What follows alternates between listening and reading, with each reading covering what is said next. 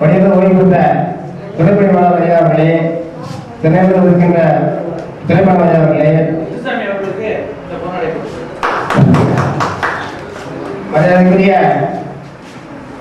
தொழிற்சங்க முன்னோடி திணையிலிருந்து மிகவும் சிரமப்பட்டு வந்திருக்கின்ற மரியாதைக்குரிய சின்னப்பராணன் அவர்களே, மரியாதைக்குரிய ஜெயராமநாதன் அவர்களே, மரியாதைக்குரிய எல்ஐசி முகவர், மரியாதைக்குரிய நச்சகத்தில் எல்ஐசி அறிமுகப்படுத்திய ஐயா அவர்களே, மரியாதைக்குரிய அரசு பிரிவு அதிகாரிகளே, மரியாதைக்குரிய சகோதரிகளே, மரியாதைக்குரிய அக்கறைகளுடைய பார்வையாளர்களே, மரியாதைக்குரிய குறைஞ்சவர்களுடைய தலைவர் அவர்களே, மரியாதைக்குரிய துறைத்துறை செயலாளர் தம்பி குமார் அவர்களே, மரியாதைக்குரிய இந்த விழாவுடைய அச்சகத்தினுடைய ஆலோசகர் தாராள அவர்களே, மரியாதைக்குரிய பணியில் ஓய்வு இங்கே இந்த விழாவுக்கு இருக்கின்ற தரமணி அவர்களே, வெள்ளக்கட்டு சார் அவர்களே, மரியாதைக்குரிய அனைத்து தொழிலாளர் நண்பர்களே, விரைவுகளே, உங்கள் அத்தனை பேருக்கும் என்னுடைய முதற்கு நன்றி வளர்ந்த வணக்கத்தை தெரிவித்துக் கொள்கிறேன். மரியாதைக்குரிய கவிஞர் ராஜீவன் அவர்கள் மிகச்சிறந்த ஒரு பணியாளர். எந்த வேலையை குறிப்பிட்ட நேரத்தில் செய்து முடிப்பதே வல்லவர். எதையும் சுலபமாக அடுத்தவர்கள் சொல்லிக் கொடுப்பார்கள். ஒரு 5 நிமிடத்திலே சொல்லிக் கொடுக்கிறார். ஒரு 2 மணி சொல்லிக் கொடுக்கிறார்களே, 5 நிமிடத்திலே சொல்லிக் கொடுத்து சிறப்பாக செய்யக்கூடிய ஆற்றல் பெற்றவர்கள். அவருடைய பணி மிக சிறப்பான பணியாளர்கள். கவிஞர் அவர்கள் எனக்கு ஒரு கவிதையை சொல்லிக் கொடுத்தார்கள். அந்த கவிதை எனக்கு ரொம்ப பிடித்து விட்டது. அந்த கவிதையை எங்களுக்கு சொல்லிக் கொடுத்து இப்போ சொல்லலாம் நினைக்கிறேன்.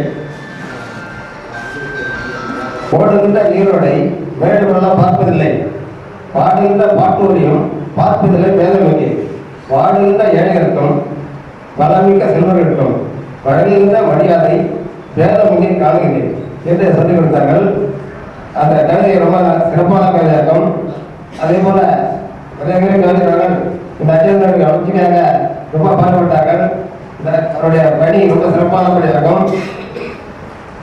எங்களிடம் வந்திருக்கின்ற உங்கள் அத்தனைவருக்கும் நன்றியை சொல்லிக்கொண்டு விடைபெறும். நன்றி, வணக்கம். நீங்க தந்தையாருடைய அத்தை மகன், எனக்கு தாய்மாமன். எப்பொழுதுமே எனக்கு நம்பி அது அப்படின்னு நீங்கள் கனிவோடு இருக்கிறார். நான் திருமணத்தின் போது என்னுடைய தந்தையார் எனக்கு ஷர்ட் எடுக்காத இருந்தாங்க. மாமா திருமணத்துக்கு போட்டுக்கிறதுக்கு ஒரு ஷர்ட் எடுத்துட்டு திருமணத்துக்கு வந்திருந்தாங்க. மாப்பிள்ளை தொழில் தான். நான் ஷர்ட் இல்லாத பொழுது மாப்பிள்ளை தொழில் என்ன பண்ணாங்க, உடனே நான் எடுத்து வந்த ஷர்ட்டை போட்டு என்னை திருமணத்தில் அந்த திருமணம் பண்ணிக்கிறதுக்கு எங்கள் மாமன் போட்ட ஷர்ட் தான் நான் போட்டு திருமணம் பண்ணிட்டேன். அதை என் வாழ்க்கையில் மறக்க முடியாது. தனக்குன்னு வாழ மாட்டாங்க. நாங்கிட்ட இருக்கிறது எதாக இருந்தாலும் மற்றவங்களுக்கு கொடுக்கக்கூடிய வாங்கக்கூடிய எங்கள் மாமனை வாழ்த்தி இந்த பொன்னாடை போட்டது.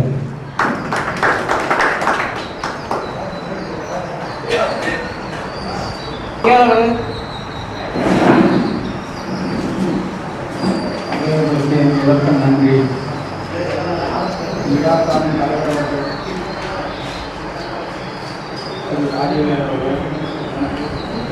நண்பர், எனக்கு உறவினர், அவர் என்றென்றும் நீடூழி வாழ்க என்று வாழ்க்கை என்னுடைய தூய்மை, நேர்மை, இந்த 3க்கும் சொந்தக்காரர். வெண்மையை எப்போதும் உடையாக தெரிப்பவர், தம்பி என்று என்னை அன்புடன் வழிநடத்தியவர்.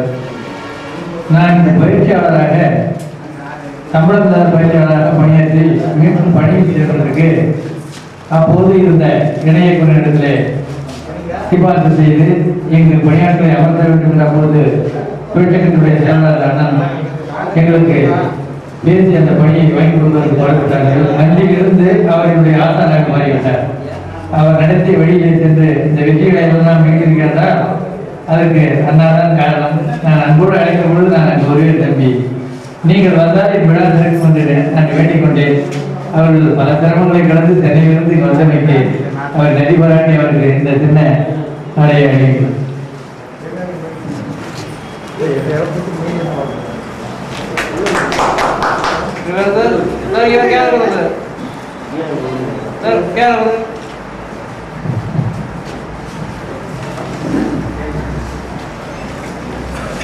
அருமை இயற்கை கவிஞர் காசுவேல் அவர்களின் திருவிருத்தார விழாவின் தலைமை பொறுத்திருக்க ஜெமினி கணேசம்பல் காணப்படுகிற அறுவடை உதவி பணி மேலாளர்களே, ஓய்வு பெற்ற துணை பணி மேலாளர்களே, ஏனைய அச்சகத்தின் அதிகார வட்டத்தில் இருக்கிற அதிகாரிகளே, அருமை தொழிலாளர்களே, அனைவருக்கும் எனது வணக்கம், வாழ்த்துக்கள்.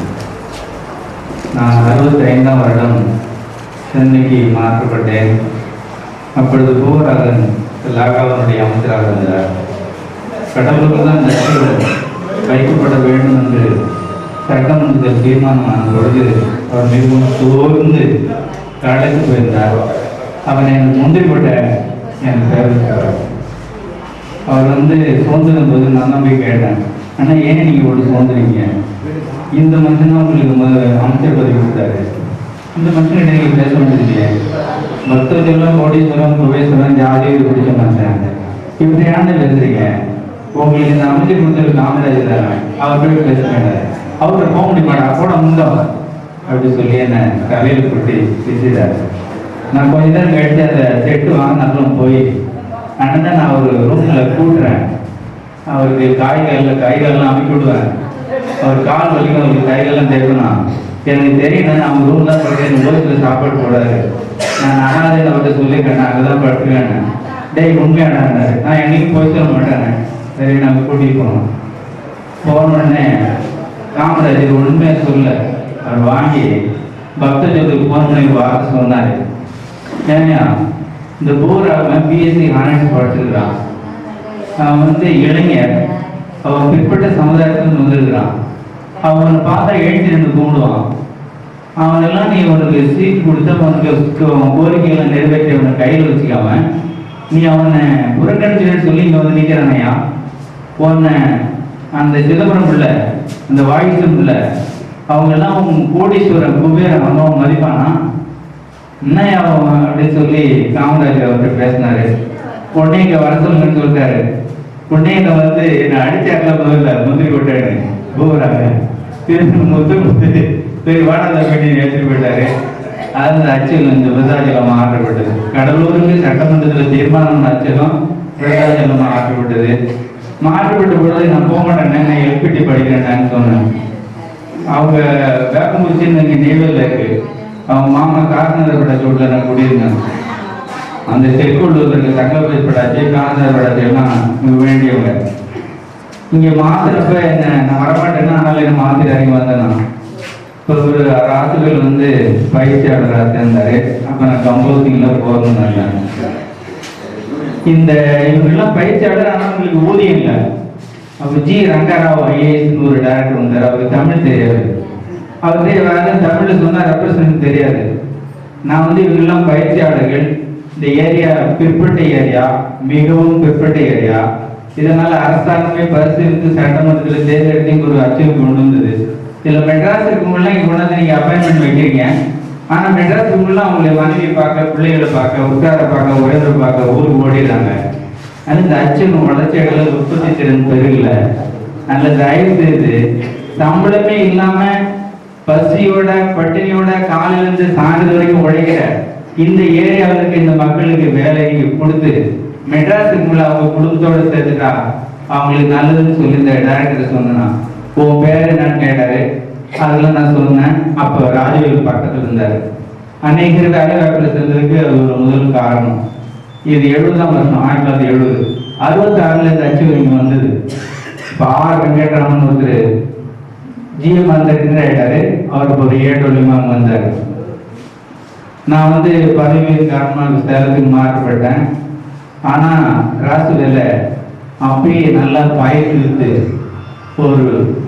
ஒரு சிறந்த நற்கரின்னு சொல்லுவாங்கல்ல, மனம் வீசு மலர்ன்னு சொல்லுவாங்கல்ல, அது மாதிரி தயாரிச்சு தான் விருதாயத்து வெளியூருக்கு போனோம். இந்த தயாரிக்கப்பட்டவரை பற்றி நம்ம தண்டபாணி தான் நம்ம பேர்.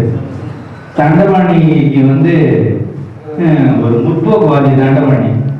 நம்ம குறிஞ்சி செல்வன் சொல்லி இந்த குழந்தைபார் காலேஜில் ஒரு எம்ஏ எம்ஃபில் பிஹெச்டி படித்த பேராசிரியர் அவருக்கு உடம்பு சரியில்லைன்னு சொல்லி தண்டபாணி அண்ணன் நீங்கள் வாங்கினேன் நீங்க தான் வைத்தியம் படிச்சீங்களா, வாங்கன்னு கூப்பிட்டு போனாரு.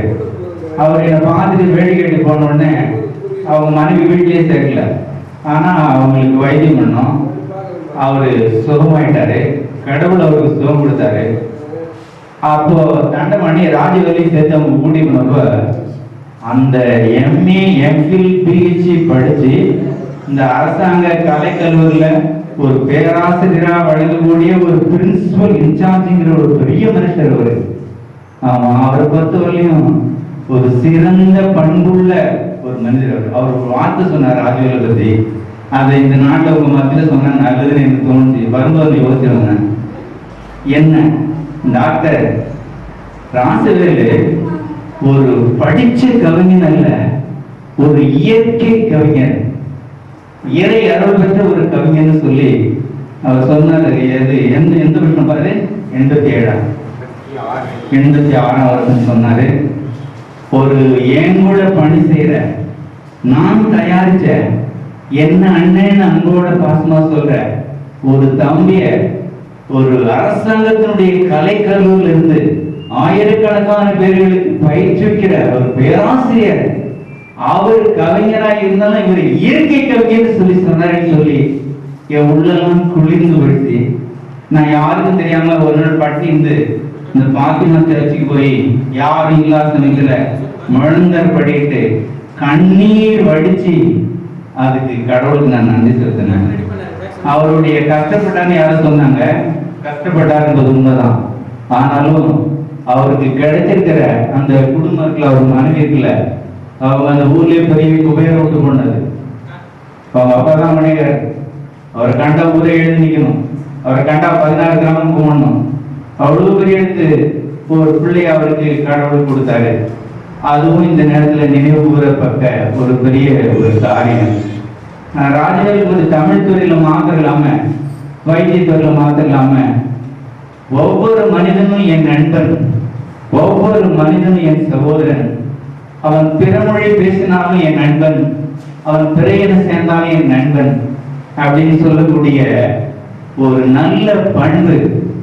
ஜாதி துவேஷம் இல்லாம, மத துவேஷம் இல்லாம, இன துவேஷம் இல்லாம, நிற துவேஷம் இல்லாம, படிப்பெல்லாம் பார்க்காம, அவர் ரோட்ல இருந்தாலும் சரி, அவன் சாக்கடை இருந்தாலும் சரி, அவருக்கு கூட கை கொடுத்து தூக்க வேண்டிய வீரம், தீரம், தைரியம் ஒரு அதெல்லாம் அந்த தம்பிக்கு உண்டு. நான் என்கிட்ட வேலை பார்த்தாரு. ஆனாலும் நான் என்ன ஆசிரியர்னு சொல்லுவாரு, குருன்னு சொல்லுவாரு. அதுக்கு காரணம் அந்த வேலை அப்பாயின்மெண்ட்டுக்கு இருக்கிற பர்மா ரெப்ரஸன்டேஷன்லாம் அங்க மாத்திருங்க, மெட்ராஸ் வந்தவங்கலாம் அங்க மாத்திருங்க, அவங்க குடும்பத்தோட அங்க சேர்க்க, இந்த ஏரியாவில் இருக்கிறவங்களையே செலக்ட் பண்ணி இவங்க வச்சா இவங்க லீவ் போட மாட்டாங்க, உற்பத்தி பெருகும், உற்பத்தி திறனும் பெருகும். நம்ம ஏழு மாதம் தான் எனக்கு தெரியும், அந்த டீடூலும் தெரியும், இதுல எனக்கு தெரியல. அப்போ production as well as productivity can increase automatically சொல்லி அவருக்கு சொன்னான். அதை அவர் எடுத்துக்கிட்டாரு. அதே மாதிரி எல்லாரையும் மாத்தினாரு, எல்லாம் வச்சாங்க. இத்தனை வருஷம் பணி செய்து அந்த பணியிலையும் தொய்வில்லாம நேரிட்ட எல்லா தொல்லைகளையும் துச்சன்னு மிதிச்சு அதை கண்டு சோர்ந்துடாம, நேதாஜி சுபாஷ் சந்திர போஸ் யாரோ சொன்னாரு, அவர் சொன்னாரு, வெள்ளைக்காரன், குளிக்காதவன், கால் கழுவாதவன், வெளியேந்துட்டு காயத்தால தொடச்சிக்கிறவன் நம்ம நாட்டை அடிமை வச்சிருக்கிறான். நம்ம நாட்டை அடிமைத்திலிருந்து மீட்கணும்னா அதற்கு உணவு பாராம, உடை பாராம, சௌகரியம் பாராம, தாகம் பார்க்காம, ஆமா நம்ம எல்லாரும் போய் செங்கோட்டையை பிடிக்கணும். அதுக்கு தாகத்துக்கு தண்ணி கூட இருக்காது, தான் ஒண்ணுக்கிறது கூட தான் தண்ணியை குடிச்சிக்கணும், வைக்க கூட சாப்பிடணும், தழையை கூட சாப்பிடணும். இதுக்குன்னு